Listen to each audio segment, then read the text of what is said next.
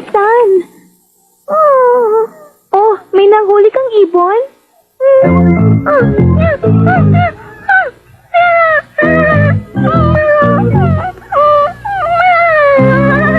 May sugat ka, munting ibon. Halika, gagamutin kita. Kawawa ka naman.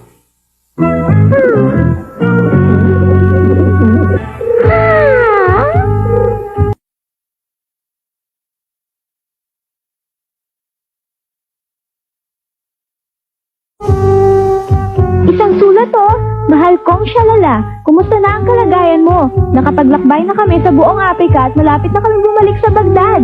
Nakapagpasya ka na bang pakasal kay Prinsipe Dandan? Sa pagbabalik namin sana nakapagpasya ka na. Gustong-gusto ko na namin makita. Mula sa iyong ama, Haring Shabada, at sa iyong ina, Reyna Zubisuba. Alam ko na, yung ibon na nagdala ng sulat, Prinsesa Shalala. Hindi ba't naglalakbay ang kanyang ama at ina, Prinsesa? Tama. At sa buong mundo, kapag umalis sila, madalas na inaabot sila ng kalahati o kaya isang taon sa paglalakbay. Mahilig silang maglakbay, hindi katulad ko. Malapit na ang kasalan, tiyak naliligaya ka na.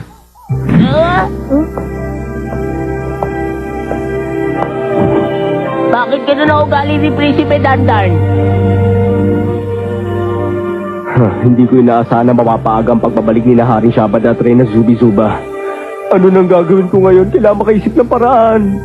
Prinsipe Dandan, anong problema? Pwede ba walang pakialamanan?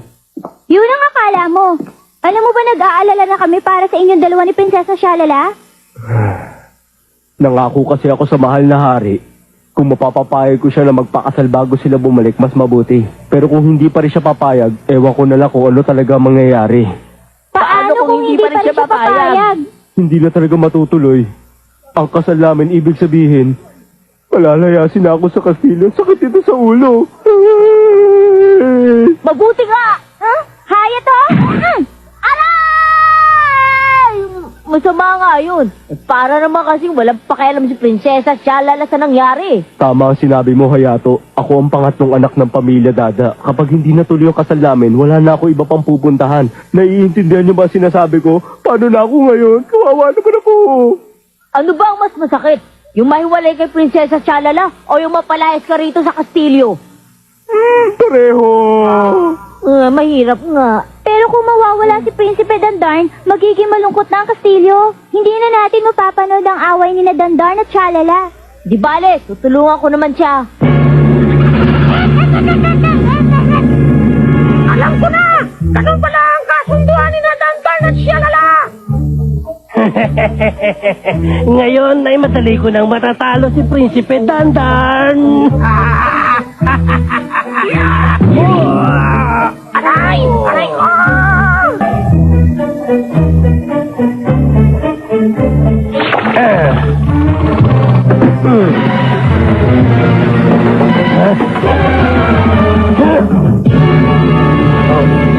Anong gagawin niyo?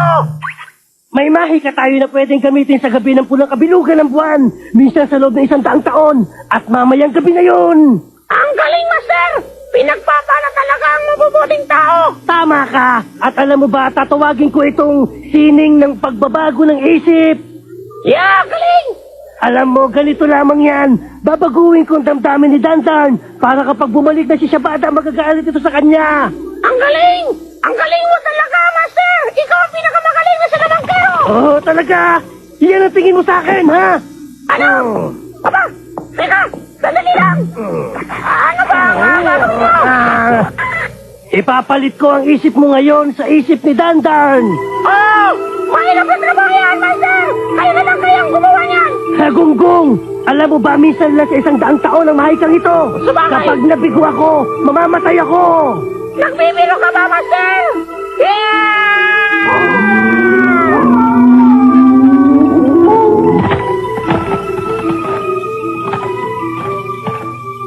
Ngayon, pagdudugtungin ko naman ang mga bahaging ito. Ano ba yung ginagawa mo? Dito! Ang isang ito. Sa tenga naman. Sa tenga? Narinig mo ba ako, Dandan? Ano ito? Ba't may nagsasalita rito? Yan ang radyo walang kordon. Makapaghahatid tayo ng tawag. Ayoko na mga ganitong bagay, naiintindihan mo ba? Hindi! Masyado ka kasi nag-aalala sa estilo. Ikaw rin, baka hindi mo mapapayag si Prinsesa Shalala. Pero... Ipaubaya mo yan sa akin. Ang babae ay madaling madala sa mga matatamis na salita. Magpapadala tayo ng mga mensahe sa pamamagitan nitong radyo. Ano? Pwede bang mangyari yun? Hay, napakagandang titigan ng buwan. Napakaganda ni Shalala kahit ang buwan ay mahihiya sa ganda niya. Sandali lang, hindi maganda ang forma mo. Pasensya na, masyado pala malakas ang tunog nito. Bilisan mo, tayo na. Kaya mo ba talaga, Yumi? Magtiwala ka. Alam ng babae ang nararamdaman ng kapwa niya babae. Talaga? Sige, ulitin mo ang sasabihin ko. Prinsesa Shalala? Prinsesa Shalala? Prinsesa Shalala! Prinsesa Shalala! Oh, Prinsipe Dandan, bakit? Sabihin mo sa akin bakit naging ikaw si Prinsesa Shalala? Teka nga muna. Bakit nga ba, ha? Nag-iisip siya, ano nang gagawin ko? Huwag kang mag-alala. Akong bahala sa lahat. Parang hindi yata maganda. Hindi mo may papadala sa kanya katapatan ng sinasabi. Tumahimik ka! Tumahimik ka! Huh? Hindi, hindi! Hindi! Hindi! Naku, nagkamali ako na sinabi. Naku! Nagkamali ako na sinabi! Bakit? Ano nangyayari sa'yo, Prinsipe Dandan? Hindi ko na kailangan ng ganitong bagay. Prinsesa Shalala, mahal na mahal kita. Alam ko, Prinsipe Dandan, dahil ikaw lang naging kasintahan ko mula pa ng mga bata tayo. Kaya lang hanggang doon na lang yata ang gusto mo mangyari. Kaya nagdadalawang isip ka na magpakasal sa akin. Hindi ba, Prinsesa Shalala? Kung ako ang tatanungin mo, Prinsesa Shalala, ayoko na mga ganitong bagay.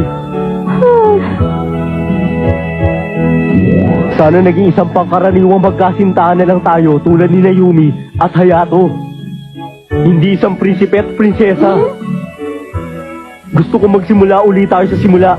Yung walang nagpapasya para sa atin. Hindi ako prinsipe at hindi ka prinsesa. At hindi tayo pinagkasundo ng mga magulang natin para maging mag-asawa. Kundi mga simpleng taong nagmamahalan. Gusto ko magsimula tayo sa ganung sitwasyon. Pasensya ka na kung nabigla ka sa mga sinabi ko. Pwede natin gawin yun. Hindi pa naman huli ang lahat, Prinsipe Dandan. Simulan natin ngayong gabi. Talaga? Yahoo! Salamat! Dadalaanin na ako! Paalam! Yahoo! Abracadabra! Espiritu ng pulang buwan! Baguhin ang kanyang isipan ngayon din! Masama ang loob ko sa'yo, Espiritu ng pulang buwan! Baguhin ang kanyang isipan!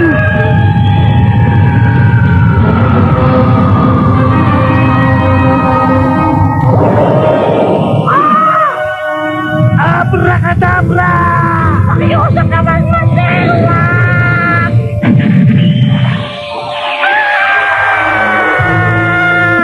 Dandan? Shalala!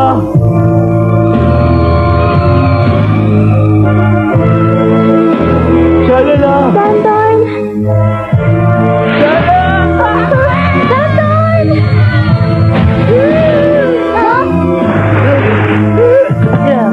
Prinsesa Shalala, nandito na ako. Prinsesa Shalala. Ano ba ang ginagawa mo? Bakit ba, Prinsesa? Hindi ako si Prinsesa Shalala! Prinsipe Dandan, anong ginagawa mo nito?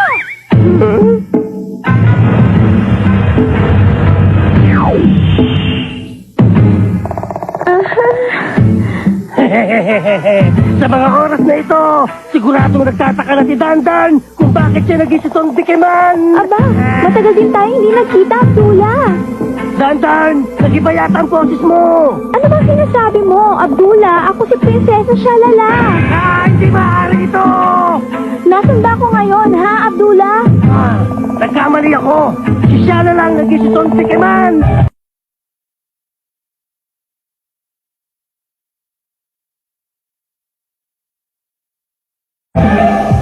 Duke Oratoru, sa wakas, nakuha ko na si Prinsesa Shalala. Totoo ba sinabi mo, Abdullah? Narito. Nasaan si Prinsesa Shalala? Narito siya sa harapan ninyo. Hmm? Pero si Dendekeman na nakikita ko. Ang totoo niyan, ang katawan niya ay si Tontikiman, pero ang isip niya ay si Prinsesa Shalala. Hindi magandang biro ito, Abdullah. Sa palagay ko ay tama ang pinagsasabi ni Abdullah, Duque Rotoro. Anong pipiliin ninyo? Si Prinsesa Shalala na may pusong Tontikiman o si Tontikiman na may pusong Prinsesa Shalala? Pumili na kayo kung anong gusto nyo. Abdullah! Ibalik mo ang puso ni Shalala sa sarili niyang katawan! Humiyak sa kamay ka sa akin!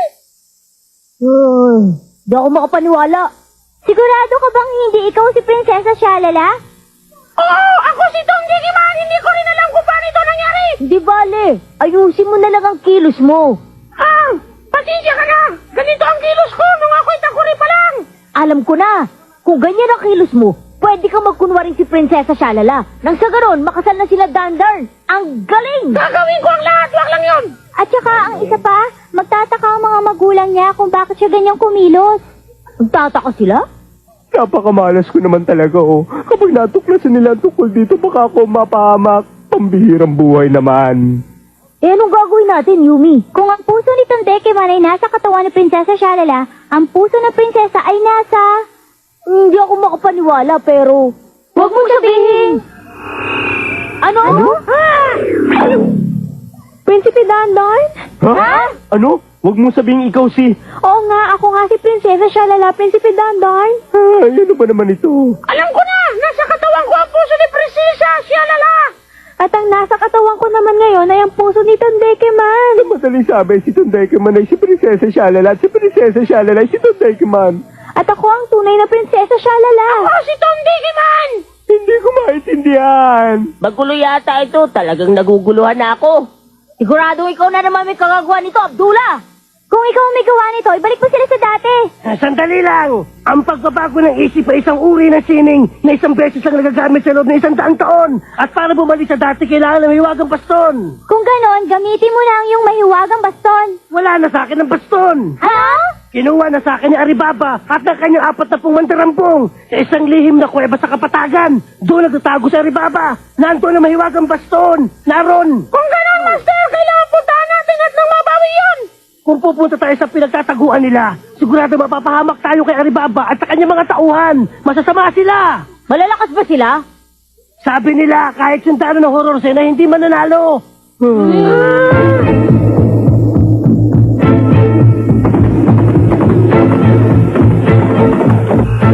Naririto lang yun.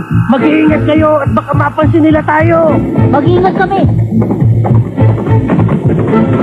Naku, mukhang maraming taong nagbabantay sa kuwebang iyon. Si Alibaba at ang 40 mandarampong. Mga mandarambong, ibigay niyo sa amin na mahiwagang baston. Gayon din. Sandali lang! Ano ba ginagawa mo, Prinsesa Shalala? Ako si Prinsesa Shalala. So nga pala si Tondekeman. Papanganin ko na labanan mo ang mga mandarambong iyan! Mahimik ka!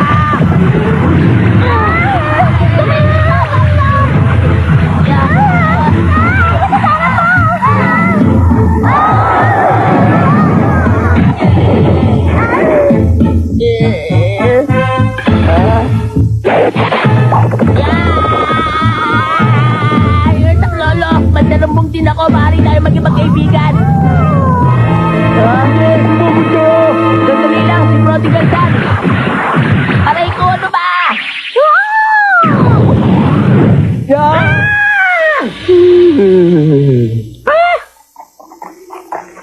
Huwag kayong mag-alala, hindi tayo sasalakayin ng mga yan. Anong ibig mong sabihin? Abdullah, pwede bang sabihin mo sa akin kung saang panahon ba nanggaling ang baston na kinuha ni Aribaba? Ayon sa alamat, ang baston ay... Wala nang oras para tumawa! Balita ko, panahon pa yan ng aking lolo. Matagal na yan, mga 1,000 taon na ang nakakaraan. Ganun ba, Abdullah? Oh, Aladdin! Huwag kang mag-alala. Tingnan nyo. Kita nyo na? Sila ay mga makinang disusi. Ginagamit lang sila para bantayan ng mga kayamanan. Pero hanggat wala si Aribaba, hindi natin mabubuksan ang kuwebang ito. Abay, hindi ito yun. Hindi rin ito. Masama ito! Open sesame! Ay, mali!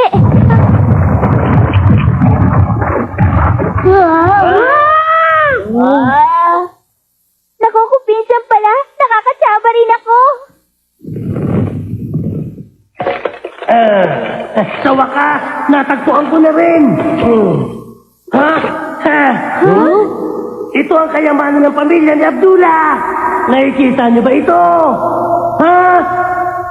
Anong gagawin mo dyan sa kayamanang yan, Abdullah? Gusto kong ibalik mo na ako sa katawan ko! Dalhin niyo rito si Shalala. Kailangan na nating magtiwala ngayon kay Abdullah dahil wala na tayong may isip pang ibang paraan, di ba? Sigurado bang ibabalik mo sila sa dati nilang katawan? Oo naman, maniwala kayo.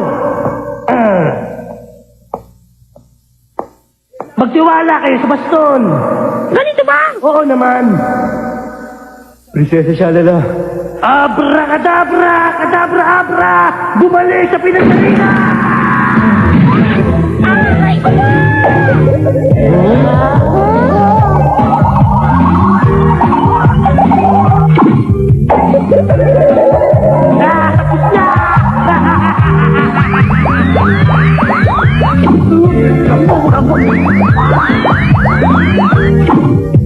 Oh, ano na naman ang nangyari? Ako si Tom Dickerman! Ang galing! Bumalik na ako sa dati! Bumalik na ako! oh Prinsesa Shalala, ngayon maaari na nating ibalik ang ating pag-iibigan. Prinsipe Dandan? Si Mare! Hindi! Ibig mo sabihin ikaw si... Ano bang problema? Nakalimutan mo na ba ako, ha? Prinsipe Dandan? Huwag mong sabihin, lalong napasama. Nagkaroon lang ng kaunting pagkakamali. Ulitin natin. Kaya lang, masakit ito. Teka, huwag mo akong hampasin!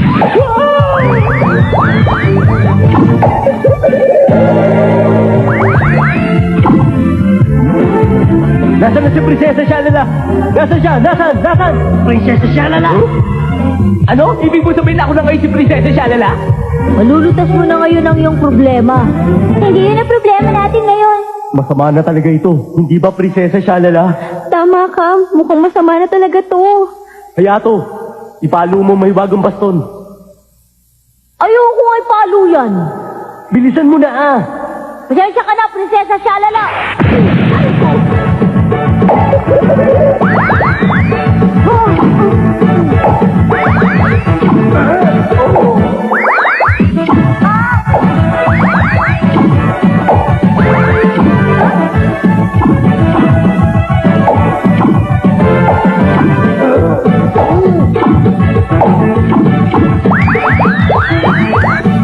Sino sa inyo si Prinsesa Shalala? Ay, ito, sabi ko na nga ba, talagang mahal mo nga si Prinsesa Shalala. Nasaan na si Prinsesa Shalala? Ako si Yumi! Ano bang sinasabi mo, Yumi? Yaya to ako! Ang lambot naman ng katawang ito. Ang sarap hawakan. Ikaw si Aladdin, hindi ba? Huwag mo hawakan ang katawan ko! Ngayon, ulitin natin sa simula.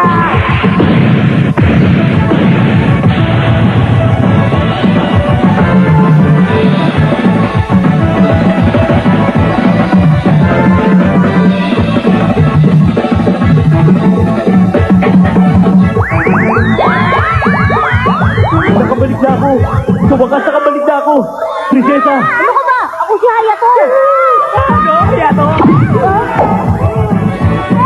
Kaninong katawan naman to ngayon? Kailangan na natin bumalik sa sarili nating katawan.